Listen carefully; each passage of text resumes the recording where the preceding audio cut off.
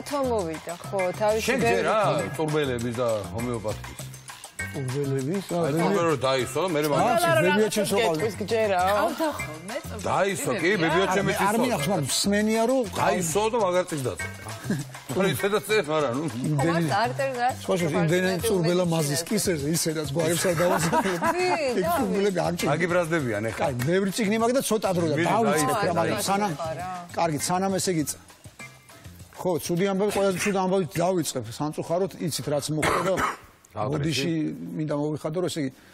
კომენტარს ვაკეთებ იმიტომ რომ გასაგებია რომ ძალიან არაკომპეტენტური ვარ და ოქროსთან არანაირი შეხება არ მქონია ამ ერთი ოქროს გარდა აი არანაირი სხვა და მაგრამ იც რაც მოხდა საყდრიში მე მგონი ეს არის თემა რომელსაც კომენტარი ყველა ჩვენთაგან მინდა გავუკეთოთ საქართველოს ნებისმიერ მოქალაქეს მეტი შეიძლება მთელი სოფლის კაცობრიობას სოფლის ნებისმიერ მოქალაქეს ეკუთვნის როგორც მოქალაქეს კომენტარი და პასუხისგებლობა ნახე გასაგებია რომ პირველ რიგში ჩვენ ოქროსთან შეხება ქონდეს ხო სულ არის საჭირო სხვადასხვა ოქროსთან შეხება ქონდეს თავარია რომ ამას მივუდგეთ ლოგიკურად ჩვენ ყავდა შესანიშნავი ადამიანი მეცნიერი მოაზროვნე და საზოგადო მოღვაწე სოლომონ დოდაშვილი რომელსაც ჯერ კიდევ მე-19 საუკუნის დასაწყისში დაწერა წიგნი ლოგიკის სახელმძღვანელო რომელიც დავივიწყეთ სამწუხაროდ სოლომონ დოდაშვილიც დავივიწყეთ სულად დაუმსახურებლად მაგრამ ლოგიკაც დავივიწყეთ იმიტომ რომ ჩემთვის სულად აუხსნელია და გაუგებარი რაც მოხდა საყდრში ხა ის შეფასებები რაც მესმის რომ ვანდალიზმი და ბარბაროსობა ეს ცალკე თემა აი გაუგებარი ესე იგი რა ლოგიკით ხელმძღვანელობდნენ ადამიანები რომელსაც ამ გადაწყვეტილებას იღებენ იმიტომ რომ მე უბრალოდ არ დავმალავ და ვიტყვი რომ რამდენიმე თვის წინ გერმანიაში რომ ჩავედი ესე იგი ჩემმა გერმანელმა გამოცემამ პირველი ეგ მკითხა რომ ესე იგი რატო გაჩნდა საქართველოში ესე იგი გერმანელი მეცნიერთა ჯგუფის კომპეტენციის მიმართ ასეთი ეჭვები და შეკითხვები და ეს დაუჯერებელი ამბავია ჩემთვისაც დაუჯერებელია რომ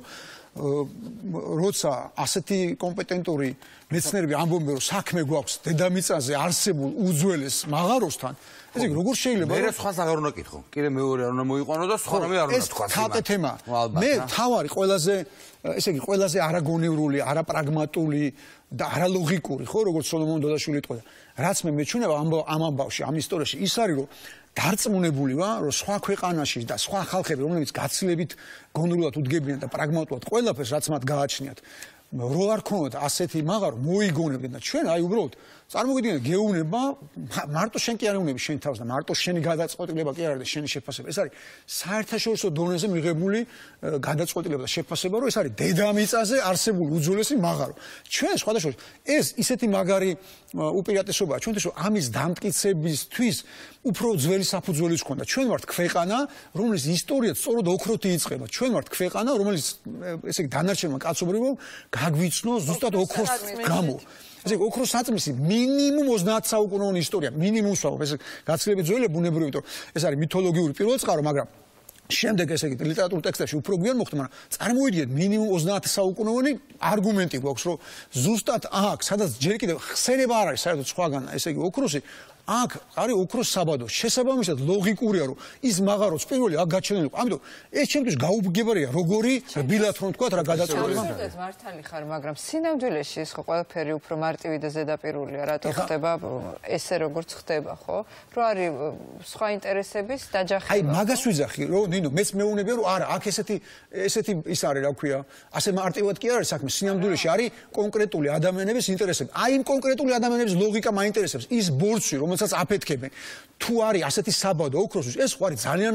მოკლევადიანი რესურსი ის ხო ამოიწურება ერთი ხო ამოიწურა უკვე ეხლა მაგას ვიძახი ანუ მაგთი ლოგიკა ვერ ესე იგი ასეთი არაშოშტროტელი როგორ უნდა იყოს შენ თუ პირად ინტერესებში იმ შემთხვევაშიც კი წაგებული ხარ ანუ დღევანდელი კვერცხი ასე მარტივად თუ გირჩევნია ხვალიდან ხათავს და იმ ხათავს რომელმაც შენ შვილებს კვერცხი უნდა მისცეს ესე იგი კიდევ უფრო ცუდად აქვს საქმე მაგას ვიძახი თან კიდე ის მომენტი ესა ძეგლი არის ძეგლი არ არის მაგაზე ლაპარაკი ასეთი ნიჭიერი ხალხი რატო არა ვარ ჭკვიანები მეთქი მაგას ვერაფრით ვერ ხსნო ის ხალხი ხო ხომ ყველა მეუბნება რომ აქ კერძო ბიზნეს ინტერესი აი ვისი კერძო ბიზნეს ინტერესი იმ ხალხს მიმართავ ეს ხო დამთავრებად ეს ხო მარტივია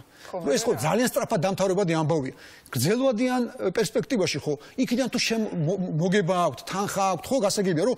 კონკრეტული ინტერესი ის ინტერესი ხო უფრო ხანგრძლივი აღმოჩნდება თუ პირიქით ამ არჩევანს გავაკეთებთ დაუჯერებთ გერმანელებს და მეცნიერებს და დავეთანხმებთ იმას რომ ეს არის უძველესი მსოფლიოში ისა მაღარო ამის სინთეზირება აი რანაირად ვერ ვახერხებ აი მართლა ვერ ხვდები თორე ეგ გავიგე რომ მეუნებიან რომ ნინო მაგას გიხსნი კაცო ეს პრიმიტიული რამეა რომ აი ვიღაც ადამიანებს აქვს ინტერესი და ამიტომ აფეთქებენ იმ თვინში ჩამახედა მაგას ვიძახ ანუ ის მისია და მისი ოჯახის და მისი ბიზნესია შერასაც ამბობ არის ქვეყნის და ყველასი და არა ნინო სხვა რამეს მეუნები კაცო თქვათ ადამიანს ფეხზე კიდია ბოდიში ან გამოთქვამდეს ქვეყნის ინტერესი და საზოგადოების თქვათ კიდია და თავის ოჯახის და თავის კეთილდღეობის გამო მიდის ამაზე იმის ლოგიკა მაინტერესებს დღეს ხო დახარჯავს იქ ამოღებულს ზეგლი ვერ იქნება მისი და ბორცვი მისია ნინო კიდევ ერთხელ კაი თქვათ ბორცვი მისია ის ბორცვი ხო ერთ კვირაში დამთავრდება ის რესურსი ხო არ არის ამოუწურავი და ის მაღაროს არსებობის შემთხვევაში არის ამოუწურავი იმ ადამიანებსაც მინდა იმათ ლოგიკაც იმათაც მინდა მიმართო ვინც იქ ცხოვრობს ანუ ვინც ფიქრობს რომ მათთვის კარგია რომ ეს იყოს არა მუზეუმი არა მაღარო უძველეს არამედ საბადო და იმიტომ რომ ისინი დასაქმებულები არიან და ხელფასი იღებენ იმათ ლოგიკასაც მინდა იმათაც მინდა უთხრა რომ ის დამთავრდება და იქ თუ მუზეუმი იქნება ისე მარადიული სანამ იქ ხალხი იცხოვრობს სულ იქნება იმათთვის შემოსავლის წყარო ამას ვიზახი ეს ხო მარტივი ლოგიკაა და სად გაქრა ეს ჩვენი ლოგიკა რომელიც სულ გქონდა კაცო საუკუნეებს მან ხო გესმის ნინო რას ვამბობ კი მესმის არ რაღაცები არ მესმის სხვა აზრისა ვარ მაგრამ წიგნები უფრო მაინტერესებს ეს აი ბუდიში არა მე მაგ შემთხვევაში შევამბობ რომ კერძო მაგ შემთხვევაში ვინც არ უნდა იყოს იმის ახსნასაც ვერ პოულობ გესმის რომ ის ხო ერთ კვირის ამბავია არა როგორ უნდა იპოვო მაგის ახსნა არა მაგას ახსნა ხედავთ რომ ეს არის ვანდალიზმი ხო ნუ ახლა ეგ ცალსახად გასაკურველი ჯერ ესეთი სასამართლოზე და კანონზე მაღლა როგორ აყენებენ ადამიანის თავს სულად გაუგებარია და ისა წარმოუდგენ თუ სახელმწიფოში მინაცხოვენ ბოდიში ახლა რომ გადაუხე მაგრამ არ შემეძლო რომ ამაზე კომენტარი არ გამეკეთებინა და საერთოდ მე ვფიქრობ რომ როგორ ვერ მოიძებნა ახლა ისა კიდევ აღარაფერი აღარ შეიძლება მაგას აფეთქეს დაანგრიეს ყველა აღარ არის იქ არა ამიტომ მე როგორც ვიცია არა შემდეგისთვის უნდა გავითვალისწინოთ ხო ალბათ ეხა ეგ თვითონ ეგ სიტუაცია ეს ხალხი იბძვის დღე-დაღამე ქუჩაში დგანან როგორ ვერ ვახერხებთ რომ მოვახდინოთ სინთეზი ანუ ორივე ინტერესი როგორ არ შეიძლება ამის გაკეთება რომ ისიც შეგვენაჩუნებინ და ისიც ეს რანაირად ვერ ვახერხებთ ესე ასეთი დებილები მართლა როგორ ავართ აი ვერაფერ ვერ ხვდები რომ ესე ეს რა მოვლენაა რომ აი მე ვერაფერ ვერ ხვდები ამას ვერაფერ ასეთ ნიჭიერი ხალხი როგორ არ ავარ ჭკვიანებიც ახლა წურბელები წასული და ჰომეოპათია წასული და სანამ რა გულიშეტევა დაგმართნეთ წიგნებზე სტატისტიკის ვერა შენ კი ბზოს კაი ბოდიში რომ გადაუხი მაგრამ მართლა ვერ ხვდები ესე ანუ აი გაიხადე ბოდიში შეიძლება რა ქიმიური წამალი მოგვეძებნოს მაგრამ ჯობია წიგნებით წიგნები ხო ჩვენი კი მაგრამ სანამ წიგნებზე გავა ჩვენი პრობლემების ესე იგი შორიდან დანახვა და აი გასაღების და გამოსავლის ძებნას და აღმოჩენას შეეცადა შესანიშნავი გერმანელი რეჟისორია შეიძლება იცით შტეფან სტოლცი რომელიც ცხოვრობს უკვე დაახლოებით 20 წელია ზუსტად არ ვიცი საქართველოში და 3 ფილმია გადაღებული მე მაქვს ერთი ნახი შეიძლება თქვენ და საოცარი ფილმია ეს არის სრული დასავლეთისკენ და კიდე ესე იგი ორი ფილმი ერთად გამოსცა ბაკო სულაკაურის გამომცემლობა ტრილოგია და ალბომთან ერთად ესე იგი ბუკლეტთან ერთად სადაც მისი ცხოვრება მისი შემოქმედება და ხვალარი პრეზენტაცია აი ქართველებისთვის არის წამალი ეს ფილმი და იმიტომ ეს შტეფანი არის ძალიან კეთილ განწყობილი მოგისმენთ შეიძლება გადასარევად ლაპარაკობს ქართულად შეყვარებული საქართველოსზე და ესე იგი ხვალ წერალთა სახში შვიცაძე ყველას ესე იგი ვისაც ეჩვენება ჩემსავით რომ სადღაც დავკარგეთ ეს ლოგიკა რატო დავკარგეთ ეს ლოგიკა და რატო გვიჭირს მართლა რომ ჰარმონიული თავისუფალი თანამედროვე სახელმწიფო შევქმნათ აი ყველა შეუნა მიბრძანდეს და ნახოს სტეფანის 3 ფილმი ტოლცის ესე იგი ტრილოგია 3-ვე DVD გამოდის ერთად და პასუხებია ამ ფილმში ისეთი მაგარი პასუხებია აი ნუ ერთი ფილმი მაქვს ნახე ისეთი სიამოვნებები მივიდა მოკლედ ეს არ მივიდა ესე იგი ვერდი ამეროდა ამ თემისთვის და მოკლედ სტეფანის ფილმზე ხვალ ყველას ვეპატიჟებით შვიცაძე წერალთა სახში კიდე ასევე ძალიან მნიშვნელოვანი ნინო გეთანხმები რომ წიგნის დიდი წამალი არ არსებობს ახლოვდება შობა და ესე იგი წიგნის გამომცემელთა და გამავრცელებელთა ასოციაციამ ერთად მოკლედ ბევრმა გამომცემელმა გადაწყვიტა რომ რადგან შობა ახლოვდება და იციან რომ უამრავი ადამიანი მიადგება თბილისის იმას რა ქვია სავაჭრო ცენტრს თბილისი მოლს ესე ქვია ხო და ძალიან ბევრი ხალხი იქნება ისედაც სავსეა ხოლმე თურმე და მით უმეტეს გადაწყვეტს იქ მოაწყო წიგნების ფესტივალი. ანუ რო შეხვალ ეს სანამ სხვა საჩუქარ შეიძენ შულებისთვის, მშობლებისთვის. გაგხვდებიან ყველა გამომცემელი ერთად 25-ში იწყება, ესე იგი 4 დღე იქნება, 25 დეკემბერს იწყება ზუსტად შობა. ანუ რომ მიადგები თბილისი მოლს ხო ასე ქვია. ყველა თვითონ წიგნი მინიმუმ უნდა წამოიღოს. აბსოლუტურად გეთანხმებით შემიძლია ანუ ყველა იმ საჩუქართან ერთად წიგნიც აუცილებლად და სხვა ძალიან დიდი პროგრამა აქვს, მწერლებთანაც იქნება შესაძლებელი ხა. საბავშვებისთვის განსაკუთრებით ეს საათის ციგციგი მესმის კურიერის მოკლე ანონსი და უცებ დაუბრუნდებით. რა კი ავერს მიეჩვი ამ კურიერს არის ხოლმე. აი ახლა განაგრძე. ხო, კი ბატონო. მოკლედ გადავვალ ციგნებზე, მოკლედ შევთანხმდით, რომ 25-დან კი ვიცით სად უნდა წავიდეთ. ისე გამოგვივიდა, რომ წელს 3 ფესტივალი გვაქვს ციგნების, რაც განასარევია.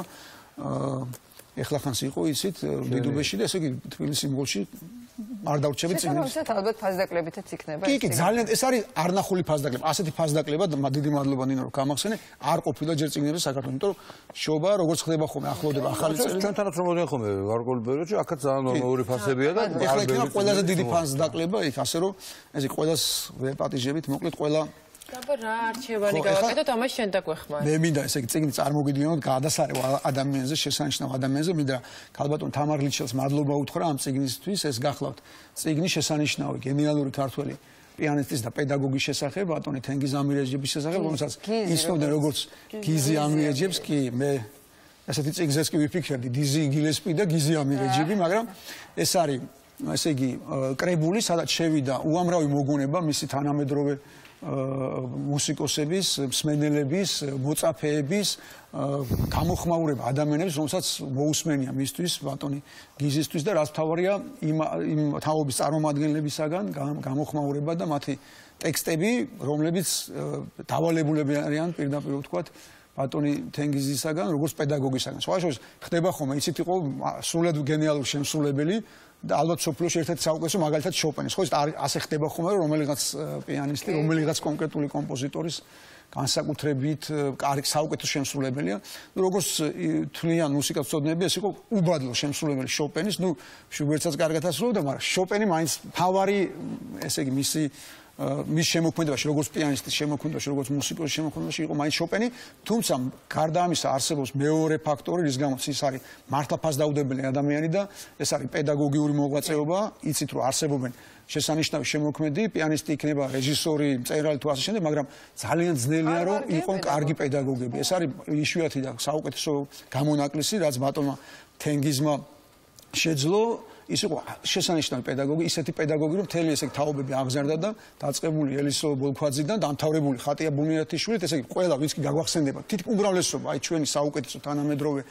თუ უკვე წინა თაობის პიანისტები და შემსრულებლები, ესენი არიან მისი მოწაფეები, მისი აღზრდილები, როგორც ჩანს, მას ჰქონდა მართლა გასაოცარი ყველასაგან განსხვავებული მეთოდიკა და სისტემა, ჰქონდა არაჩვეულებრივი იუმორის გზნობა, მე ერთხელ შევხვდი და ნუ ეს იყო აი შაქარი და მურაბა, როგორც რა ქვია, ძველი ბერძნები იტყოდნენ, აი საოცარი ადამიანი და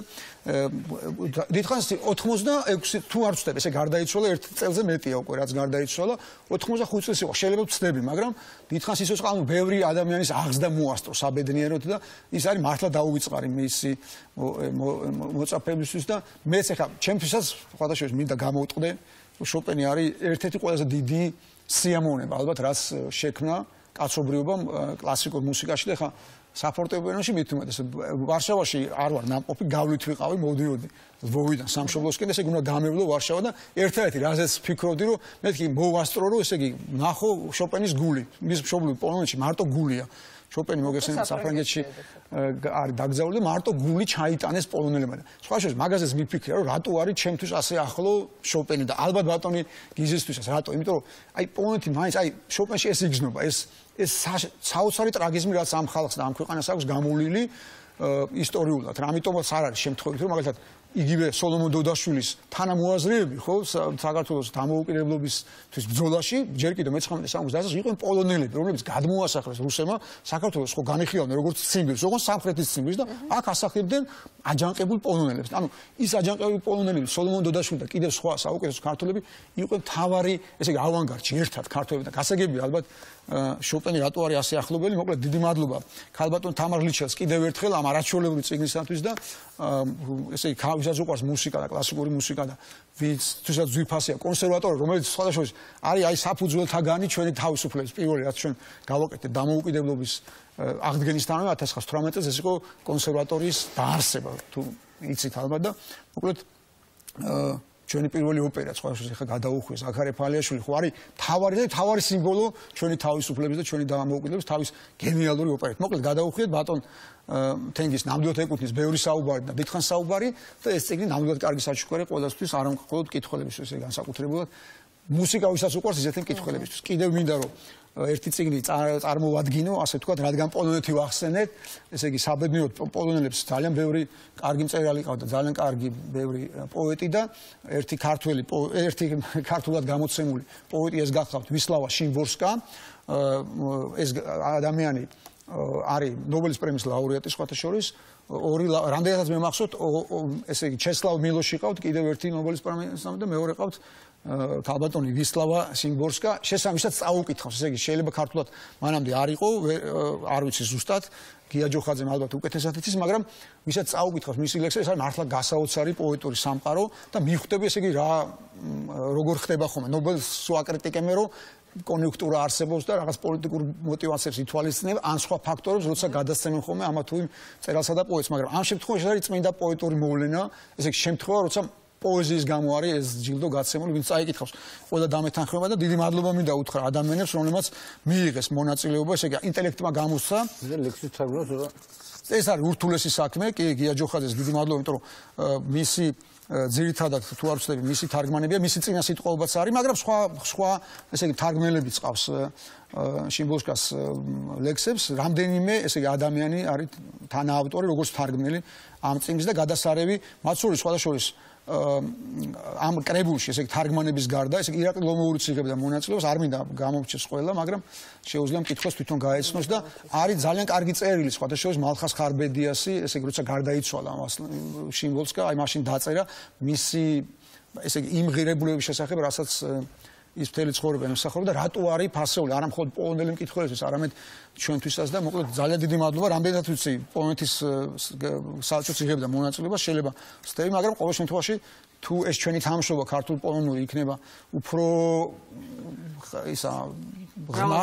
კი, უფრო კარგი იქნება, იმიტომ რომ ერთი გზა გვაქვს გამოვლილი, ერთი და იგივე პრობლემები გქონია სხვადასხვა პერიოდში და ამიტომ ჩვენ განსაკუთრებით ადვილად ვუგებთ ერთმანეთს. მოკლედ დიდი სიამოვნებაა, ძალიან დიდი სიამოვნებაა, მოკლედ ამ კრებულის გაცნობა. კიდევ ერთი მიწიგნი მინდა წარმოვადგინო, ესე იგი ამ შემთხვევაში ეს გახლავთ ჩვენი ძველი ნაცნობი საყვარელი, ჩვენი ბავშვობის საყვარელი მწერლის შესახებ წიგნი ჯერომ სელინჯერი, რომელიც მართლა ერთ-ერთი მთავარი წიგნი ჩვენი ბავშვობის, მოგეხსენებათ მის შესანიშნავად. ბატონო, ბევრისთვის ერთ-ერთი. ხო, ნუ სამწუხაროდ ასეთი შემთხვევებიც არის, მაგრამ კი, მართლა ერთ-ერთი ყველაზე შთამბეჭდავი წიგნია, მე რაც წამიკითხავს, ნუ ალბათ ასაკობრივიც არის, იმას აქში წავიკითხე, როცა ამ წიგნმა ძალიან იმოქმედა ჩემზე და ეს გახლავთ წიგნი, რომელსაც მაშინ ესე იგი იმ ძველ თარგმანში, ჩვენი ბავშვობის და სიჭაბუკის დროინდელ თარგმანში ერქვა თამაში ჭვავის ყანაში, იყო ვახტანგ ჭელიძის თარგმანი, ბატონი ვახტანგის და ესე იგი გვაქვს ახალი თარგმანი, ბატონი გია ჭუმბურიძის მიერ გაკეთებული, რომელიც აი ახლახანს გამოიცა, ესე იგი დიოგენემ გამოსცა სულ რამდენიმე წლის წინ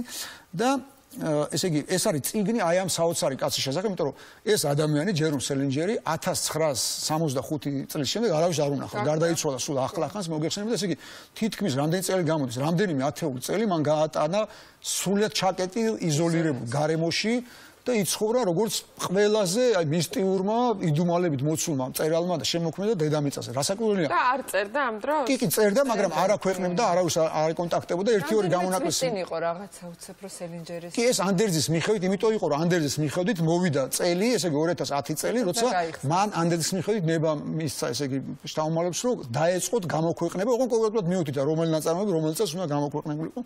ხო და აი ეს არის საოცარი წიგნი, მართლა მინდა თემურ გაბუნიას ძალიან დიდი მადლობა უთხრა ბატონ თემურს ამ წიგნისთვის, იმიტომ რომ ეს არის წიგნი აი ამ საიდუმლოს გასაღები, ასე ვთქვი, იმიტომ რომ დედამიწაზე მარტო საქართველოში და მარტო მე მაინტერესებდა, მეც ალბათ ყველას ვინც კითხავდა, რომ რატო რაში იყო ესე იგი ფენომენი, რომ კაცმა გადაწყვიტა ასეთი ცხოვრება.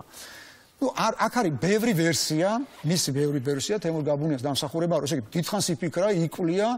არ მინდა რომ დაუკარგო ეს დიდი შრომა და რამდენიმე ვერსია ესე იგი ადამიანი სუბიექტურად თავაზობს რა შეიძლება ყოფილიყო. ნუ ბევრი ვერსია, მაგალითად ერთი ვერსია ასეთი დრამატული თავგადასავალი ქონდა თვითონ ჯერომ სელინჯერს, მას შეუყვარდა დაახლოებით 35 წლის იყო შეუყვარდა უნა ონილი. უნა ონილი იყო მაშინ 18 წლის. უნა ონილი იყო იუჯინ ონილის ლეგენდარული ამერიკელი დრამატურგის შვილი ულამაზესი, რომელიც ესე იგი არ გაყვა მას ცოლად ჯერომ სელინჯერს, გაყვა ცოლად 58 წლის, მაშინ 58 წლის ჩარლი ჩაპლინს, უნა ონილი და ესე იგი 8 შვილი გაუჩნდა, მე გადასახლდნენ იცით შვეიცარიაში და 8 შვილი გაუჩნდა. ეს ახლა წარმოიდგინეთ რა შოკი იქნებოდა ჯერომ სელინჯერისთვის, ნუ ძალიან შეყვარებული ჯერომ სელინჯერი. გენიოს გაყვა ისიც ახლა რა. ნუ არ ვიცი, ნინო, რა თქმა უნდა, არჩევანს ვერ დაუწუნებდი. ხო, ესე იგი, როგორი გასაკეთებელია. უნდა რა დღეში ჩაუგდიათ, ესე იგი, აქეთ ჩარლი ჩაპლინი, იქით ჯერომ სელინჯერი. როგორი გასაკეთებელია არჩევანი და ეს იყო ულამაზესი, მე მინახავს მისი ფოტოები, სხვა შეიძლება ფირიც მინახავს, ეს იყო ულამაზესი ქალი, 8 შვილი გააჩინეს, მე ესე 58 წლის იყო. ჩარლი ჩაპლინი იყო, ხო, ჩარლი? ეს იყო ბოლო წოლი. მე რამდენი არ ვიცი, მაგრამ ბოლო იყო რა, ბოლო. ბოლო ცოტა რა ავშვილს რა. კი, ასაკურესი მთელი ცხოვრება ამას ელოდა ჩარლი ჩაპლინი, ალბათ ასე რომ გამწარდებიდო, რა ახსნა შეიძლება გქონდეს. ჯერომ სელინჯერი და არის გასაკუთრებული წმინდა, ესე იგი, პოლიტიკური, წმინდა ლიტერატურული мотиваციები, რომელსაც ბატონი თემურ გაბუნია ასევე აღწერს ამ წიგნში, რომლის გამო შესაძლებელია ასეთი, ესე იგი, განმარტოებული ცხოვრების წესი აერჩია ჯერომ სელინჯერს, ასე დაშორებოდა მთელ სამყაროს, ესე იგი, მთელს სოფლიოს და დარჩენილი იყო ამ კარჩაკეტილ გარემოში და ერთი თუ ორი გამონაკლისია, ესე იგი, ჟურნალისტი, რომელიც ერთხელ სადღაც შემთხვევით შეხვდა და ისა რა ქვია, ინტერვიუ ჩამოუვარდა, თორე დანარჩენ შემთხვევაში ასე გაატარა. მოკლედ ძალიან დიდი საჩუქარია, ძალიან ანუ იმის საშუალებასაც იძლევა ეს წიგნი სინამდვილე, ესე იგი, უფრო მეტად მიუახლოვდეთ აი ამერიკულ გარემოს. ანუ ჩვენთვის ხო, ესე იგი, მაინც ძალიან შორეულია და ძალიან დიდია, მრავალფეროვანია, ძალიან კონტრასტულია ამერიკა და ესე იგი, ეს წიგნი ნამდვილად დაგვეხმარება არა მხოლოდ ჯერომ სელინჯერის შეცნობაში, ასე რომ ვისაც უყვარს სელინჯერი, კი, აუცილებლად ელოდება დიდი კომისია ხარ ჩვენ ხო, მინდა რომ ჩაუჯექი უფრო ახლოს. კი ბატონო, ჩაუჯექით, მინდა კიდევ ერთ წიგნზე ვისაუბრო, ჩვენს კითხვას და მაყურებელს, ესე იგი, წარუდგინო წიგნი, იმიტომ რომ ცოტა რაღაც პერიოდი მივატოვეთ ჩვენი მთავარი მკითხველი, ჩვენი ბავშვები და ესე იგი პატარები, იმიტომ რომ მოგეხსენებათ ეხლა დღეს დიზი გილესპი თქვი კიდე კინაღამ ისა გიზი ამირეჯიბის ნასვლა და ესე იგი პედაგოგიობა რო ახსენეთ, ესე იგი მე ძალიან ხშირად მიწევს სკოლებში შეხვედრა და ურთიერთობა ბავშვებთან და მართლაც ესე იგი ეს არის ძალიან რთული საკითხი. ეს გავს რას, რომ სახლის აშენება რო გვინდა და საძირკველი რო არა გვაქვს, იმიტომ რომ შეუძლებელია კაი კარფანჯა რა გქონდეს, საიდანაც ჩამოტანილი და საძირკველი არ გქონდეს. თუ ჩვენთან არ შეიცვალა მდგომარეობა სკოლაში, შედეგი ძალიან განათლების სისტემაში თავიდანვე თუ არ დაეწყო, მე ეს ვიცი, ახლა მერიდება ამის აღიარება, მე ამის საჯარო თქვა, მაგრამ ეს არის საშინელი ვითარება სკოლებში და ზოგჯერ სრულად შემთხვევითი ადამიანები არიან მასწავლებლები და არა პედაგოგები, რომლებიც მოწოდებული უნდა იყვნენ, რომ აღზარდონ თაობებს. ხო გესმის მასწავლებელი? ეხლა წარმოვიდგინე, რამხელა პასუხისმგებლობაა და რა რთულია. ამიტომ პედაგოგობა უნდა იყოს ყველაზე პრესტიჟული, მაღალ ანაზღაურებოდი, რომ იქ მოხვდნენ ზუსტად ის ადამიანები, რომელსაც ამის უნარი და ამის ჩვევები აქვს. არ შეიძლება სკოლაში იყოს შემთხვევითი ადამიანები. განათლების ყავს მეოთხე ბლოკში თუ გინდა. არ დაზოგოთ. დაარჩი და ნუ დაზოგავ მე. კი, დავრჩები, მართლა დავრჩები, იმიტომ რომ კარგი, მაშინ გავიდეთ ახლა რეკლამაზე და დაბრუნდებით ყველანი ერთად საინტერესო სიახლით და სკოლაზე ვისაუბრეთ და ბავშვებზე.